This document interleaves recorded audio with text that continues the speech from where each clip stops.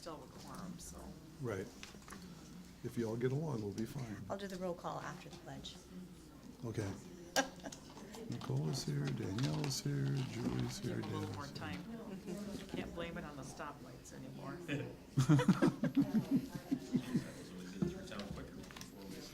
There he is. Oh, he's here. He's coming, okay. Yeah, he's right here. Unless he got caught behind the train or something, but.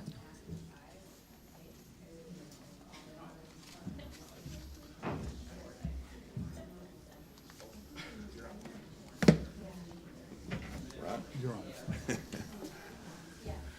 Good evening, and welcome to this evening's meeting of the Fairmont School Board. Please join me with the Pledge of Allegiance. I pledge allegiance to the flag of the United States of America and to the republic for which it stands, one nation, under God, indivisible, with liberty and justice for all. He's here, but Dell. Okay, so we're all present except Dal. And I move to approve the November 14th, 2017 school board meeting minutes as presented in the board packet. I'll second it. all those in favor? Aye. Aye. Motion passes. Agenda, we're gonna make it assignments? No additions. We did. I think we already Oh. did. Trade me. Okay. Okay, so, can I get a motion? Make a motion to approve the agenda as presented. Second. All those in favor? Aye. Aye. Motion passes. Okay, celebrations. We have some guests here. Talk about Adventure Playground. And who's going, oh, Shelley, yep. Yes. Hi, I'm Shelley Kramer. I get elected to speak for this fantastic group, the Adventure Playground Task Force. We're a group that came together with the belief that children of all abilities should have the right to play in an environment that is safe and inclusive. And so this group came together to try and bring what is called a universally designed, inclusive playground to our community. And what makes an inclusive playground is unique is that it is welcoming to kids of all physical abilities and all cognitive abilities, and it creates an environment where kids of all abilities can play with their peers. And we know that we would never deny a child entrance to a classroom because of a physical disability, but we do every day deny them access to the playground because of physical disabilities. We deny them access to play where they get the chance to both physically engage, socially engage, and emotionally engage. And we know that all of those are critical components to child development, and we know they're critical aspects of being able to play. And so inclusive playgrounds are popping up around the country because people have realized they're really important to have in communities for access for everyone. What makes them inclusive, and we'll talk about it, and you have a presentation you can look at as we go. But the key element of an inclusive playground starts first and foremost with accessibility. And we have, great pictures we've taken of kids along the way. Actually all of the playgrounds in Martin County, while we have so many and we think about all the play structures where kids can play, every one of them is prohibitive to access because of either pebble base or wood chip base. And those bases make it virtually impossible for a child in a wheelchair or a child like my son who had cerebral palsy and was young. He couldn't walk on that kind of unstable surface. And so if they can even get up to a barrier that is around all of our playgrounds, inside that barrier that they would have to get over is a surface that's not accessible. And so the basic foundation of inclusive playgrounds is making, first of all, the surface something that is accessible to anyone with mobility issues or any mobility device. And that is something that we have never had in our county and would be an amazing thing to be able to offer. It opens up the world of play to so many kids that don't have that ability today. Not only kids, but parents with disabilities, adults with disabilities, or grandparents who are now playing a bigger role in raising grandchildren in their life, who may use a cane or a walker and feel unstable in those same kinds of unstable surfaces. So if we want to talk about aspects of an inclusive playground that make it really unique and parts of our playground, I'll have Sarah hold up a board. So the playground that we've worked with our partner, Flagship Recreation, and you can go on up and we'll talk about it, has that surface. That surface adds a lot to the cost, which is why this project is about $450,000, but the flat surface is about half of that cost. The next thing you'll notice in this is ramping and transfer points. One of the main aspects of making a playground inclusive for all kids is that there's ramping so that kids with mobility issues can get up into the play. They're not limited on the ground. They're not isolated there as other kids go and play. It lets them get in the action. Too many times, kids, if they can, they sit on the sidelines. Everyone else, we know all kids love to climb and jump and get up high. And if they can't use those ramping and transfer points, they can't really get into the play. So one of the key components of the inclusive playground is that amazing ramp and transfer point. So kids can also transfer in and out of their wheelchairs to go down slides. Caregivers don't have to carry them to equipment for them to be able to experience a piece of the action. Another main component of these playgrounds is that they've also got really supportive seating. So there's some really neat elements of seating. We actually have a piece of equipment called the Fun Sway that a wheelchair can actually roll up on into. And then 6 or 8 other kids can be with them in this one piece of equipment without them having to be carried out of there, lifted out by a caregiver. They can go and play in that piece of equipment on their own without having that caregiver at their side. Other elements of seating you'll see is there's the kind of new version of the merry-go-round, which, you know, kids would always worry about flying off the edge. This version has supportive seating, so kids who can transfer out of a wheelchair can sit in that, and they can use that to play with other kids at the same time. There's also a zip line that has supportive seating, and the really amazing thing we heard all the time as we talk to kids with disabilities is that they never get that sense of joy that comes from speed and flying and height and those kinds of activities because they're so limited to the ground. And so one of the key features of really successful inclusive playgrounds across the country is this zip line element. And one side has a supportive seat, so a child who's got seating issues or mobility issues is supported, and the other side is a regular seat. And so you'll see that gravity is the equalizer, and all kids go down at the same speed and they can race to the end, but no one's limited by a leg brace or a wheelchair or any of those aspects that make this an experience they've never had before.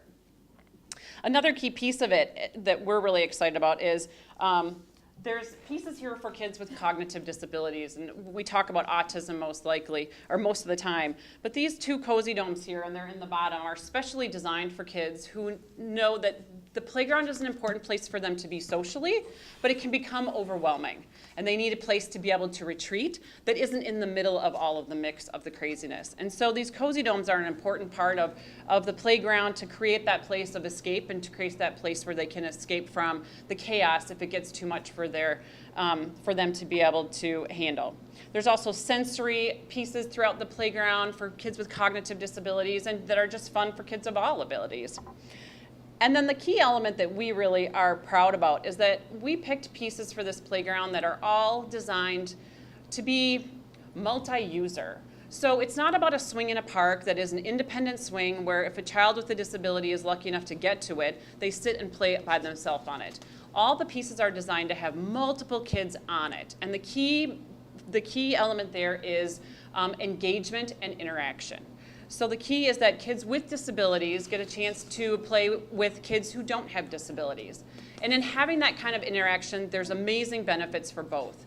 We know that kids with disabilities need peer advocates, their life. That is a key component to their success. And if kids don't have the chance to interact with each other, they don't develop that sense of tolerance, acceptance, sense of diversity, sense of finding things that we have similar and in common, and that's how you develop peer advocacy. And so the value to these inclusive playgrounds is so much more than just about a place for kids with disabilities to play. Some of the best hidden value in the inclusive playground is the lessons that kids without disabilities get by having the chance to play with kids who do, to having the chance to play with kids who are different. And so that sense of inclusion, that sense of diversity, of advocacy, is a piece that we know has tremendous value to the whole community. If we look at statistics, one of them had up to 11% of the community is kids with disabilities, and every one of those kids has parents, a sibling, a friend who doesn't have that chance to interact with them in playful ways. So it's not just about that number of how many kids have disabilities or how many kids Kristen has in her program, but it's also about their families and their friends and their siblings having the chance to interact and play in ways that develop executive leadership skills, that develop trust, that develop all of those physical, social, and emotional components that come with play, all the way from birth to well beyond their high school years. We know that we've worked as part of a team to incorporate people from the Center for Independent Living, from CER, from DAPE, the Disability Adaptive PE Program, and the REM House Services and 4-H. We've reached out to all of these groups because we realized that each one of them had a really powerful way they would use a place like this if it was available. But because of the scope and the scale of what it takes to bring one to your community, it was nothing that any one of these groups was going to be able to accomplish on their own. And so we've had this really amazing, powerful effect of being a great collaborator of need for everything from birth to adults who have disabilities, who have a way to think about being included in the community in a way that they never were before. So you've got a group of people who are super passionate about this playground that have really worked hard to develop it in ways that will be valuable to all levels of the community. And we've got great support in our city administration. We're really thankful for Troy Nemmers and the Park Board who've been really supportive of finding a location that they feel would be great for this, that would leverage aspects of our community like existing shelters, existing parking, existing restroom and park space. The City Council has it in its proposed budget for next year to support 1/3 of the cost of the playground. The playground is about $450,000, and the city is proposing $150,000 of that out of their next year's budget. And the task force has been charged with finding the rest. So we've cast the net wide because what we've realized is that there are a lot of great national and regional grants and foundations that support this kind of project, and so we're reaching out to those, but of course we'll also need to reach out to within our community. And so you'll continue hearing in articles that have been in the Photo Press or the Martin County Star or the Truman Tribune, articles that are written, and we're trying to really spread the word with all the people who are wondering, what does this inclusive playground and how is it valuable and how would it matter to me and how would it affect our community? So I hope you hear a lot of stories about it. I hope you've seen a lot already, and there'll be more fundraising to come. But we really hope that as the school board, we wanted you to feel like you were up to speed on what it was and had a chance to ask us any questions and to feel like it's something that you'd be happy and proud to support in our community as well. Very good. So do you have any questions? Because we have lots of great things to say or show you about it if you do. Do you have a goal or a timeline that you hope to accomplish and be able to have the playground installed? Our dream would be, it's all going to be based on the timing of the funding. Our dream is late 2018, but I think probably more realistically we'll be looking at 2019. We'd be happy if we could do it in the spring of that year. It'll all be based on kind of there's a cycle to fundraising, and a lot of the grants, like Christopher Reeves is an organization that has grants available to projects, particularly that piece that wheelchairs are allowed to come up on. And their timing, over the course of a year, you go through that grant cycle. So if we're lucky, it'll be the end of 2018. If not, look for us to be breaking ground in the spring of 2019. Has a park board chosen a couple different possibilities for sites, or is there one main one? Their primary goal or objective right now is to put it at Gomsrud because of the great existing parking. They were already going to be doing some enhancements to that park around curbing and curb cutouts and access in the next year or two that would accommodate this as well. There is existing restrooms and an existing shelter house. So we had started by looking at some more green space options, but realized the cost of the community, if you had to add those additional things to an existing park with none of that, would be cost prohibitive. So right now, their primary goal is Gomsrud. It's designed so if we needed to pick it up before breaking ground and move it to another location, it could easily be redesigned or configured to do that, but Gomsrud is their choice. Because I see you need about 10,000 square feet. Right. So is there one particular spot in Gomsrud that's being favored, or? Right now, the park board has given us their best location is to the west of the existing pieces of equipment. And that would be on the southwest side of the park. They're working really hard to maintain existing shelter space and community space so it doesn't feel like the park becomes all playground, and trying to put it in that little quadrant right there. If anybody's interested in participating in this effort, who should they contact? Well, the best spot to look is at our website. We have a great website. It's called exploreadventureplayground.com.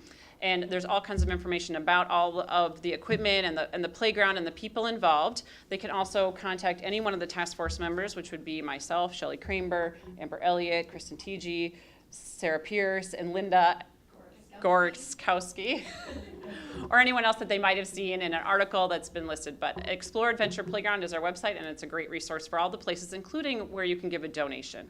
And right now, we actually have a private donor who is offering to match $10,000 for individual donations to the playground, and there is still some of that matching resources available. So as the year comes to a close, as you individually or as families are thinking about ways to give to the community that would be a really amazing lasting legacy, please consider that, and there's a link to donate on the website.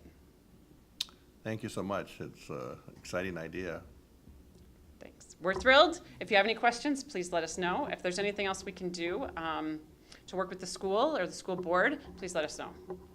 Thank Okay, you. thank you. This is something that it could really be an asset, not just for the children, but for the entire community, really, because there aren't many of those kind of locations. I think there's one in North Mankato where they have the Miracle League baseball fields. Yeah, they just broke And- ground, yeah. and they were really a good example for us. We've worked really closely with them to learn and get best practices from them on how they did that. They just broke ground, I think, this fall. It's the Miracle League Fallenstein Playground is the name of their playground. Okay. There's a small one in New Ulm that was built, and they're already wishing they would have made it bigger at the time they built it. So you're seeing more of them, but there is none within an hour of our community here, and we know from other places and communities that have had them, they really become destinations. People that are looking for a place where their children can play safely and together and engage with other peers are willing to travel to do it. So we're excited about that opportunity for the community as well. Yeah, to have a great day together in Fairmont. So that's an excellent idea. Can we get a photo of the group of you so that we can post it on our school website, which would then, we'll put a link to point to your website? That would be great. Okay. Do you wanna hold it?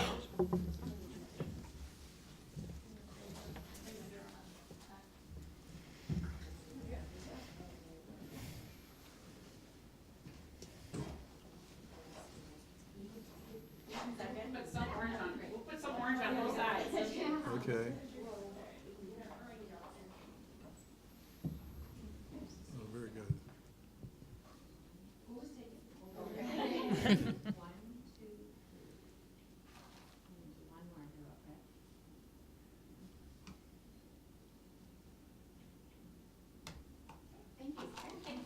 Thank you for your time. Thank Thank you. you. You, That might be a good way to, also on our Facebook page too. right. Right, we'll put the photo and then we'll put their link on there too, so if you come to us, you'll go to there. Okay. And next we have a guest, Heather Klassen, District 23A House of Representative candidate. Welcome. Thank you. This is a little intimidating. The other school board meetings I've been to are a little more low-key so far. So I was in Butterfield last night. It's a lot smaller setting. But as you said, my name is Heather Clausen, and I'm a candidate for the Minnesota House of Representatives in District 23A.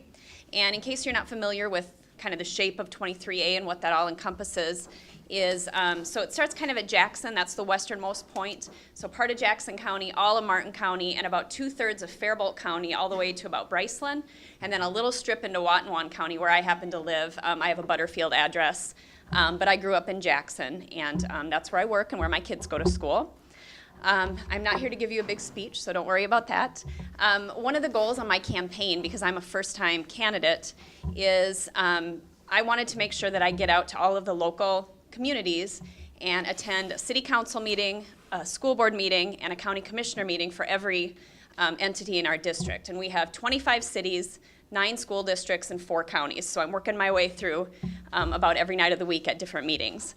And the main reason I want to do that is, number one, to introduce myself to you, but more importantly, so I can learn who you guys are, because the leaders in our communities, you guys are on the front lines of kind of shaping the policies and having the first-hand contact and really developing your communities. And I always learn really great things at these meetings that I'm going to. Sometimes for the better, sometimes some kind of sad news. I happened to be at the Blue Earth School Board meeting last Monday night, and if you guys saw the news, I was supposed to speak at that meeting, but I didn't. I decided just to sit and listen, and it was pretty eye-opening and kind of disturbing too. But other things like this playground project is amazing, and there's a group in Jackson who is also working. It's a group of women who decided they want to bring a splash pad to the city of Jackson, and they're doing all the fundraising similar to this, looking at grants and things like that, and I think it really shows kind of the power of our communities.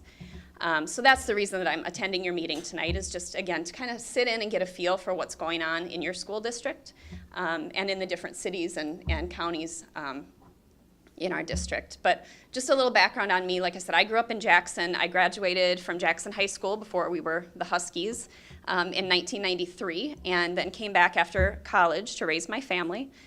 Education is important to me. My husband and I have 5 kids between the ages of 12 and 20, and I have one in the special ed program at the Jackson County Central School. So I've had a lot of communication with our school district and things like that, and I know what an important job you guys have. And so really I'm here more just to listen, and so I'll sit in on the rest of your meeting, and if you guys have any questions for me, feel free to ask. Otherwise, I've got business cards and things like that, and you can also find me on Facebook, Twitter, Instagram, and Snapchat. So thank you very much. Anybody have any questions? Heather, I just want to point out that you and I did spend some time together. You came and visited the district a few months ago, and we appreciate that. And one thing you'll find out, we have a great school board in a great school district, and I think when you have time, we'd love to have you come back and actually take a tour of the elementary and the secondary school. We're going to find out in a few minutes from the auditor that statewide, 79% of our funding comes from the state legislature. So we really like those people that get elected. Okay? Well, only 3% of our funding comes from the federal government, and 13% comes local, and 5% is other.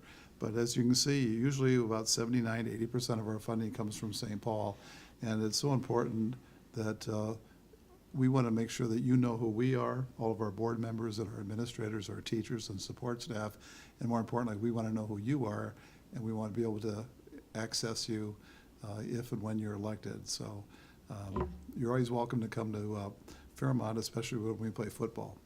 Thank you. Yes, I would love to do that. I'll actually be back on Thursday, too, because my son plays hockey for the Wyndham Eagles, and they're playing Fairmont on Thursday evening, so I'll be back Excellent. again on Thursday. I'm sure we'll treat you nice. Yes. Did Jackson and Fairmont played football this year, didn't they, Dan? Did we They win that did. one? You won. Yep. We won. Yep, you won. I knew that. Yep. Okay, I do that, so. I'm a member of the Jackson Kiwanis Club, and our school superintendent in the Jackson School District, Todd Meyer, is a Kiwanis member. So he always gives us updates every year, kind of a state of the school district. And I know that the funding doesn't usually keep up with the needs of the school districts. So that's definitely something that's on my radar. Very good. So, thank you. Thanks for coming. Thank you. Thank you. Let's do the audit report next. Okay. I'll do mine after that. Okay, so we're going to jump to the audit report. Jamie Fay and Sue, maybe? All right. It's not very often I have to put the microphone up a little bit. I'm pretty short. So I am Jamie Fay. I am an audit manager out of Ide Bailey in the Mankato office. I just moved to Mankato just over a month ago. I moved from the Fargo office. I came down here with a little bit of a transition, and I've been with Ide Bailey for almost 9 years, working in cities, schools, kind of that government realm. So I know a lot about Minnesota government and their funding sources. So we put the audit together. It's not quite finished, so everything you'll see tonight is draft form, but there's just a couple formalities we're going through to get the process finished and finalized. So what we're going to go through tonight, it's called the executive summary. We have the full financial statements that we could definitely go through, but it is 70 pages of standards and numbers and really words to put you to sleep.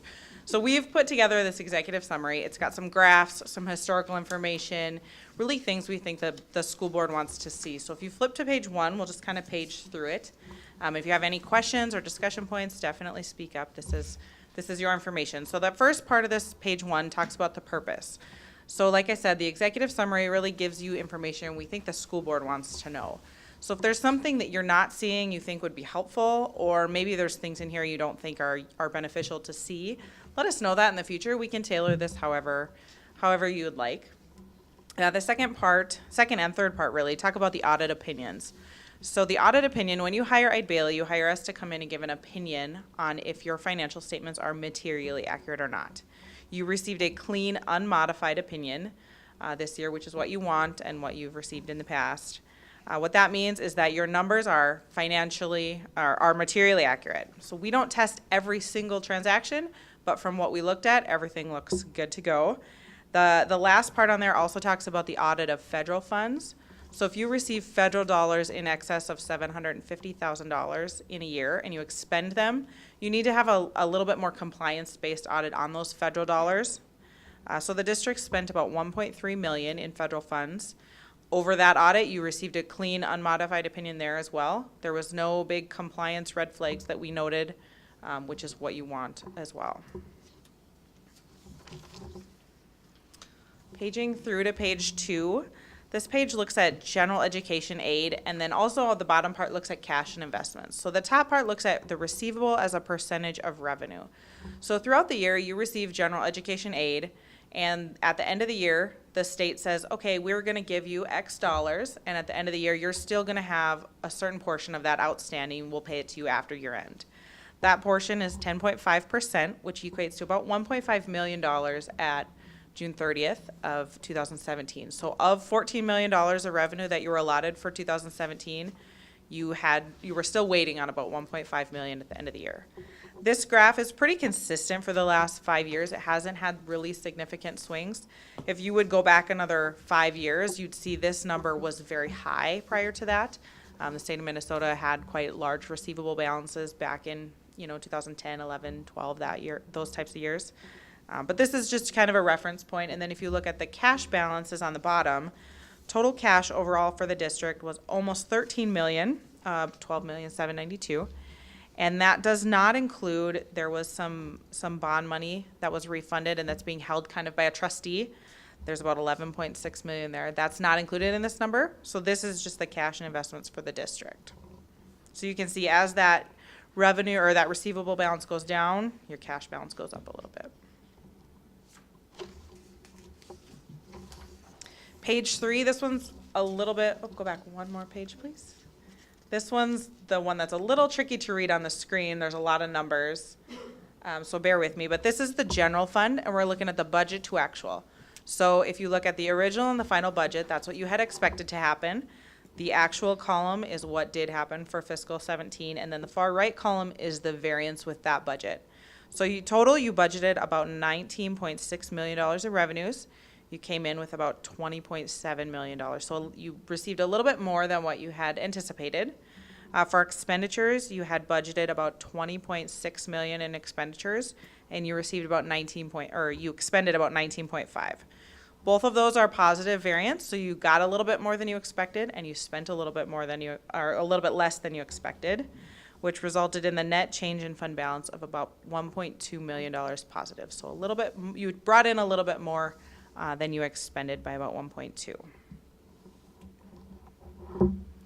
That brings you down to an ending fund balance of about 8.9 million, that bottom number, which is a big number, and we'll kind of break that down in a few pages, but just keep that in mind for when we go forward.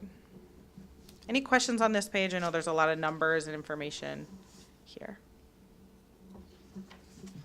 All right. Page 4. This page is looking again at the general fund. So the left graphs, as well as the bottom, are the district actual. So what happened in Fairmont. And then the two on the right are statewide averages. So we put those on there to give you a guidance of not what you should have, but what the statewide averages are compared to where you're at. So overall, your state sources are 79% of where your revenue comes from. The local portion is 13%, other is 5%, and then the federal sources again are 3%, like you had talked about. So you can see pretty consistent over the 3 years for the district, and really not too far off from the statewide averages from where your revenues come from.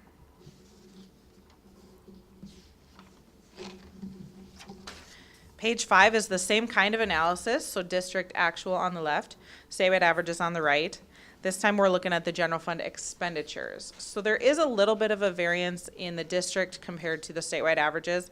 Really the only reason is because the other category in the statewide averages is a little bit bigger. Some districts just don't break it out quite as detailed for the statewide reporting. So that's really the only difference, is that it just shifts a little bit of the part of the pie.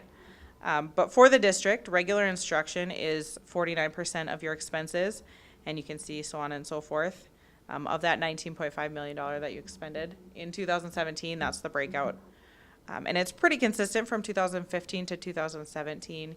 You wouldn't expect this to change a lot unless you had a big project or a significant grant come in or a significant change in the number of special education students that you had. Those are the types of things that would change the format of this graph.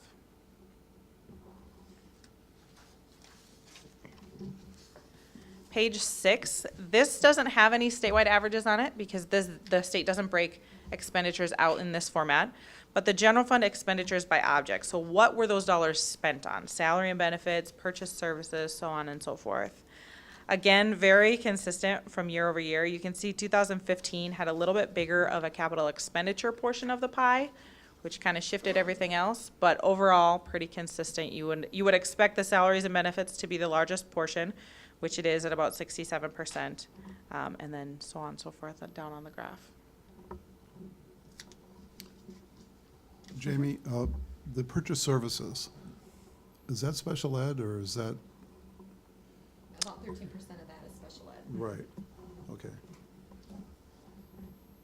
So what he's getting at there is if we would take the 67% of salaries and benefits plus 13%, we're at about 80% of salary and benefits. So we purchased quite a few of our special ed services. Yes, from yep. City Lines. From the co-op, yep. Could you repeat that again for the mic? Yep, so about 80%, if you were to take the purchase services, because you purchase your special education services through a co-op, if you take that portion plus your salaries and benefits, it's about 80% of your expenditures go to essentially salaries and benefits and special education.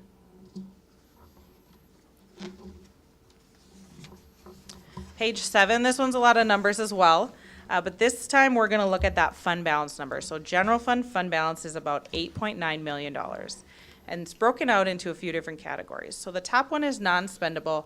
That is, it's an accounting term technically. It's for prepaids and those types of things. So that's $26,000. It's required by statute to be equal to those balances. The next few are restricted. Those are restricted by state statute. So the state gives you dollars to spend on certain items like health and safety. So that money comes in and then you spend a certain portion on health and safety, so that's why that portion is restricted. Then you have some commitments, which are board commitments for separation benefits, which is like severance, about $400,000. And then there's a list of assigned fund balances. Those are put in place by board action. So assigned for curriculum, assigned for wellness, there's student activities in there. Those are those assignments. And then that bottom number is just the remaining fund balance. So the unassigned fund balance is about $3.4 million. And we'll look at that in a couple more pages. Just to stop there a little bit, as you can see by this list, the vast majority of the fund balance, or not the vast majority, but a huge significant portion is assigned. And that's because what the school district has done, and has done a very good job, I think, and that's setting aside money for the next 4 years for important things for our students and our faculty, for curriculum, for technology, for staff development, and for literacy. And so when you see these big numbers of 400,000, 300,000, 100,000, 250,000, those are dollars that we have set aside as administrators and the school board to ensure that as the years go on, we're going to have enough resources. It's really like putting a rainy day fund, but assigning a rainy day fund so that we know that in the next 3 to 4 years, we will have significant amount of revenue to take care of the needs of our students and our faculty and our staff. And so bottom line is, we're in good shape. Yeah, based on the assignments, I mean, you've definitely planned it well, and you have thought out where you want the monies to go, and just the fact that you have those assignments thought out definitely shows that you're thinking of the long term. Okay.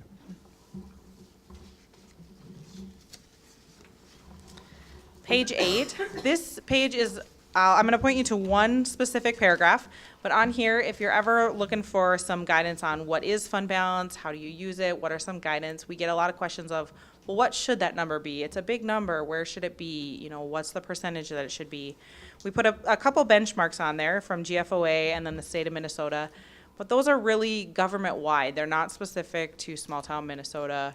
school districts. So what the board has done is the board has adopted a policy, and they have said that they strive to maintain a minimum unassigned fund balance that should be no less than 1 month of operating expenditures. So if you go to page 9, 1 month is about 8.3%.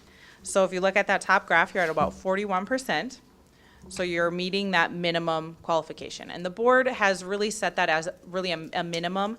That's what they want to make sure that they meet. But they did not set a maximum, so they didn't say they want to not go over a certain dollar amount. So you're at 41% if you look at the unrestricted fund balance, which unrestricted is considered the commitments, the assigned, and the unassigned. So all those assigned numbers that we broke out, that we were just talking about, that Joe was just talking about, those are all included in this number up here. So what does that look like? If you were to look at 1 month of expenditures, that's about 1.6 million of expenditures in there.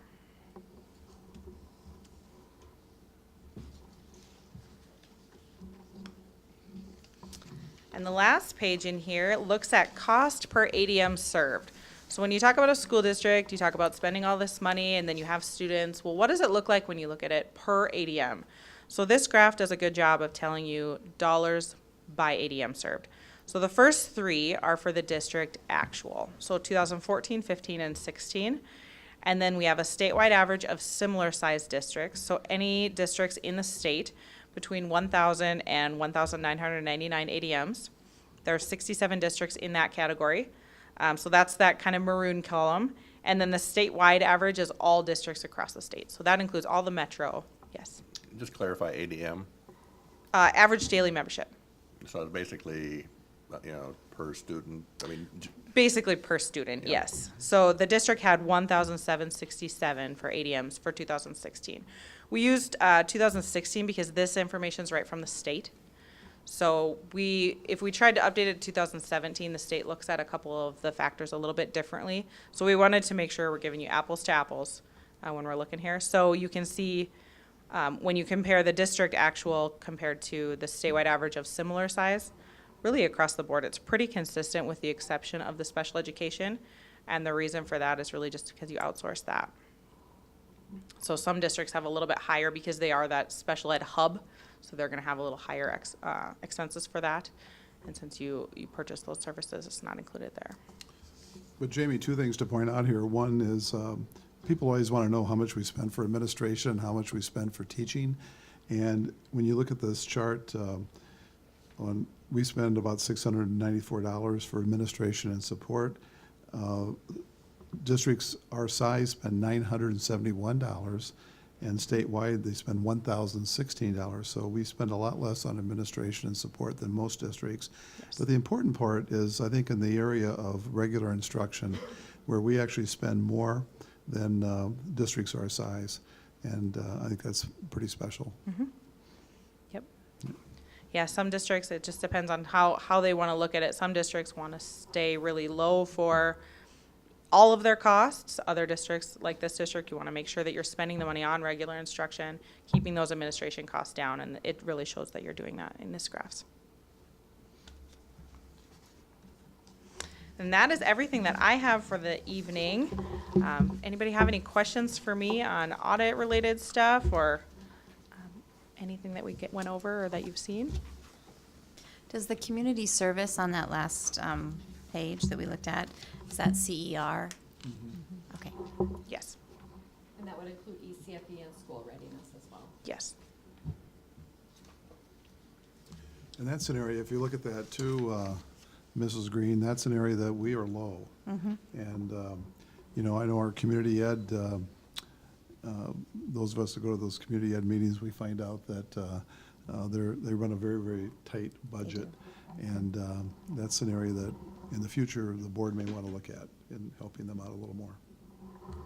Because they serve so many people in our community, from the very young to the very old, so, Mhm. yeah. Anybody have any questions? Very Okay. nice job, thank you. Well, thank you very much. If anything comes up, Sue has all of my contact information, so she can get in touch with me. Okay, Thank you. Have a good night. Thank you. Thank you. And I do want to point out too that we had a presentation last week with a few members of the board and a couple of our teachers that serve on the negotiations committee. And that's something we've done for the past 8 years that we always want to share with our faculty and staff of exactly where our school district is financially and where we're going. So it's important to have openness and transparency. Okay, so we need a motion to, I'll do that. I move to approve the 2016-17 audit report as presented. Second. all those in favor? Aye. Aye. Motion passes. Sue, all right, do you want to do Sue? I'll go back to me. Okay, now, we're going to do Joe I'll first. go be first. Oh, okay. I just wanted to let the auditor That's good. get on the road to avoid the deer. First of all, let's look at the pink sheet, the school calendar. Just a couple of things. I want to point out that on that Friday, December the 8th, there's a meeting at 7:30 in the morning, and that's with staff. And the school board is invited to meet with the high school faculty, and that's going to be held in room S212, and that's next to Mr. Hernus's room, up on the second floor above the vocational wing. And then just to point out that before the Christmas break on Thursday, December 21, we'll have a policy committee meeting. And in advance of that, I will be sending out draft policies. So the board members that serve on the policy committee will have hopefully at least a week to look at those.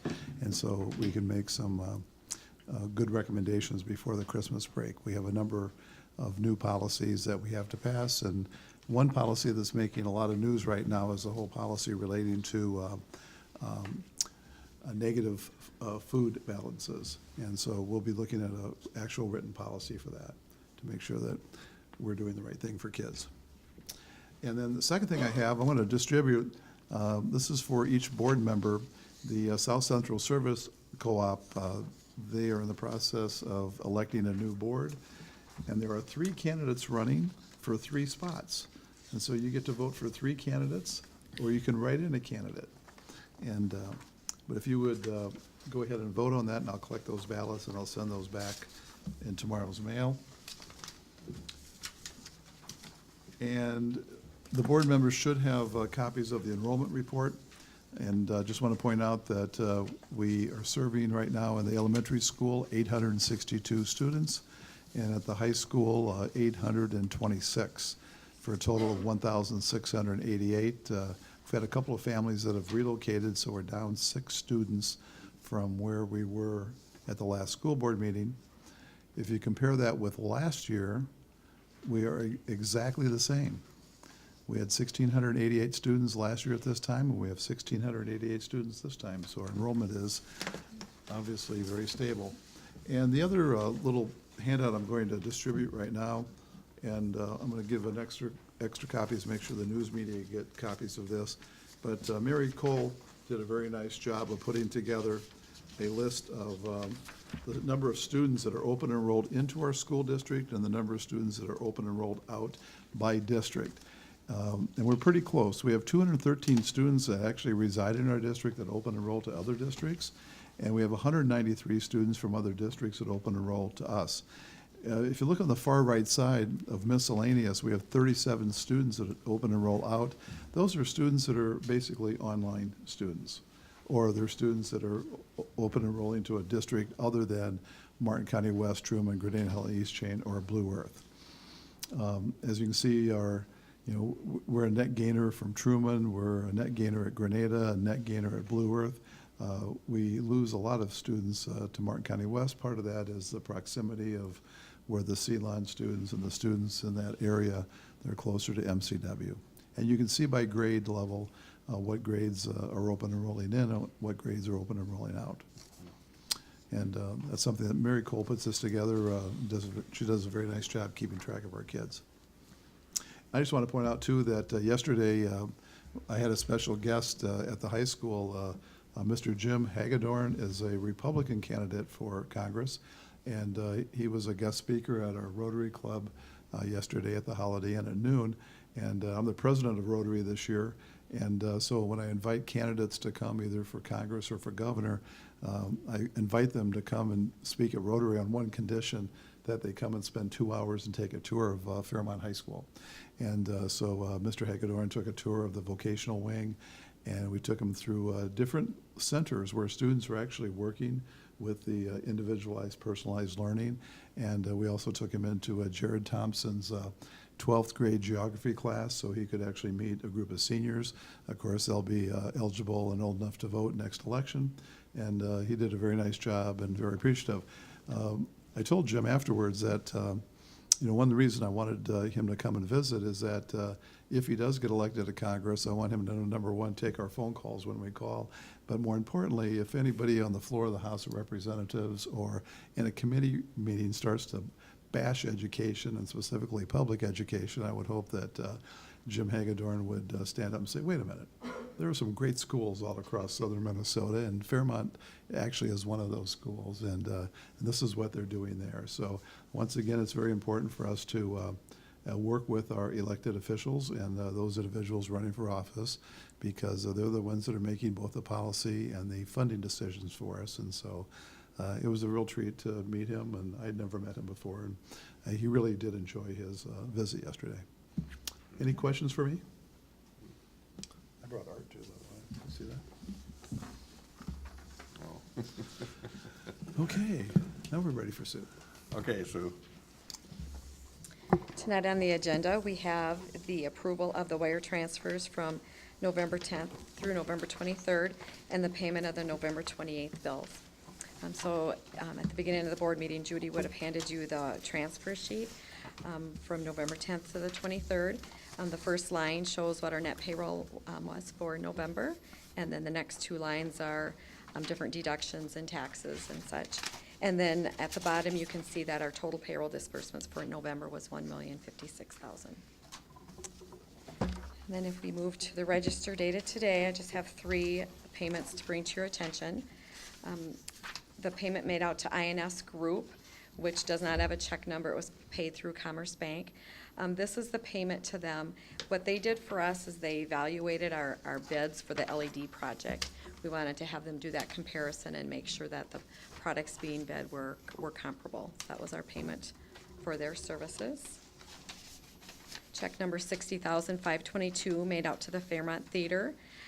This is Partners in Education grant, and it was for Erin Myers taking her 4th grade students to the movie Wonder. And then it was also for some 7th and 8th grade special ed students to attend that movie as well. And check number 60,539 made out to Minnesota South Central Service Cooperative. This is for our Knowledge Bowl entry fees. We have 6 teams, which is for a total of 30 students. And these are their entry fees for a variety of different invitationals that they will be going to. That's all I had for you. Do you have any questions on the register, the wire transfers? Julie and I did review the reports prior to the board meeting.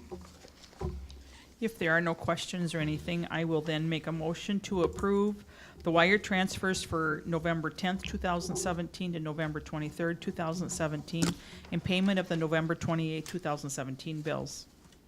Second. All those in favor? Aye. Motion passes. Thank you, Sue. You're welcome. Moving on to old business, there is none, and then new business. Dan? We have a list of the grant proposals from the Hunt Farm and the Partners in Education funds for the 2017-18 school year.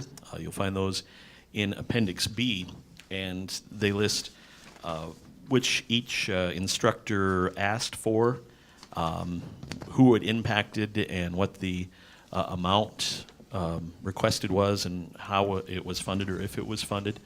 There were 34 grant proposals in all this year, totaling $35,482, and all those proposals were fully funded.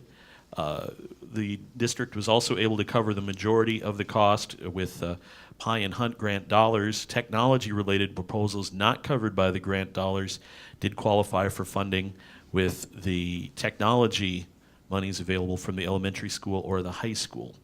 So again, the full breakdown is in Appendix B, and we have a lot of teachers who are getting caught up on technology, and I'm sure their students love that. So I would make a motion to approve the allocation of the Pie and Hunt grants for 2017-2018 as listed in Appendix B. I'll second that. Okay, we have a motion and a second. All those in favor? Aye. Aye. Thanks, Dan. And acceptance of grants? Yes, CER has received 2 grants from the Martin County Youth Foundation. We'll talk about the first one first. It's $1,600 for the Learn, Create, Build Minecraft, a non-school day technology camp that focuses on broadening youth's understanding of programming, coding, and design creativity. So I will then make a motion to approve accepting this grant to from the Martin County Youth Foundation to CER for the Learn, Create, Build Minecraft. Second. Okay, we have a motion and a second. All those in favor? Aye. And another The one? second one is $1,000 to provide STEAM adventures for grades 2 to 6. This program will provide learning of science, technology, and engineering, arts, and math through a prairie ecology bus center. And so then I make a motion to accept that $1,000 grant for the Martin County Youth Foundation for the CER to be used for STEAM adventure for the grades 2 through 6. Second. All those in favor? Aye. Aye. Motion passes. Thank you, Julie. New business, continuing, Nicole, meeting cancellation? Yep, typically, we only have one board meeting in the month of December, and I make a motion to continue that tradition, to only have one board meeting. We'll cancel the second. And our board meeting then will be December, do we know the date? Yeah, we do. 12th? 12th. Okay, December 12th. Second. Okay, all those in favor? Aye. Thank you. Personnel, back to you, Julie. Yeah, in your packet, you should have a list of the fine arts coaches. And they're all listed in here: orchestra, music, band, play, knowledge bowl, just everything that involves our classrooms and our students. Yearbook is another one there. Out of this list, there's only one teacher that's new. So that's wonderful that we've got the same staff doing that and leading that again, so. But with that, I then will make a motion to approve this list of fine arts activities for the salary schedule for those who are leading those groups for the 2017-18 school year. Second. A motion and a second. All those in favor?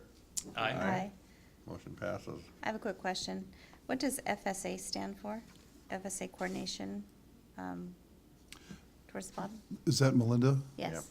That's the foreign, any students that are foreign exchange students. She, in the past, has been the person to kind of help coordinate Okay. that and working with the different foreign exchange programs, and also helping the students many times with their language. Okay, Yep. thank you. Okay, committee reports. Curriculum? Got my notes back. We met on November 16th with the junior, senior high principals, Mr. Tradow and Ms. Niss, and we talked about a new program that the high school math department is implementing, and they are going to have teachers tutoring math students once a week, I believe, and they will have individual teachers assigned to those times throughout the school year. They're going to do it through the end of first semester, and then we'll check back and see how it's going, and hopefully this program will continue. We also talked about Ms. Walters in her elementary class. She has students that leave her class frequently for specials or for help outside of her class, and she wanted to be able to provide them extra help after school through IXL and individual instruction. And she will be providing that service throughout this year. And we also had a lengthy discussion about standards-based grading and grading philosophy, which was very informative. And I don't know if any of you were able to attend last night, but there was an informational meeting at the high school with the junior high principal, Mr. Tradow, discussing standards-based grading. And there were also individual junior high teachers who had their classrooms open and available to any parents. And I understand there were students there as well who had questions and wanted to learn more about this practice that we're doing at the junior high this year. I was looking at Brooke. Brooke, did you attend that? I did. Did you write a story yet? Probably Saturday. Okay. Okay. Thank you for attending. Yes, thank you. Yep. And that was the gist of our meeting. Okay, very good, thank you. And the Southern Plains? Yeah, Southern Plains Educational Cooperative Board, otherwise known as SPEC, met last night at 5 o'clock at the office building. We there again also had to approve an agenda. We had that provided for us and had a clean report. Also, other things that we talked about, of course, is always hiring, a couple leave of absences, reclassification of a individual who will be kind of like a floating substitute to kind of help in different areas. They're can be a teacher, also will work also as an aide and kind of just take over in different places, kind of, you know, with the different openings that there can be. It'd be really handy to have that. So we've hired her. Had some readings of policies for the second readings and approved all those. Assurance of compliance, the seniority list, otherwise that. And then we also had a copy of the 17-18 budget that we had to review last night. So otherwise that was pretty much it. Okay, thank you. I think that concludes our business. I'll entertain a motion for adjournment. So moved. Second. All those in favor? Aye. We're done, thank you. Can I have the ballots back? If you filled them up? I don't know. Is that extra?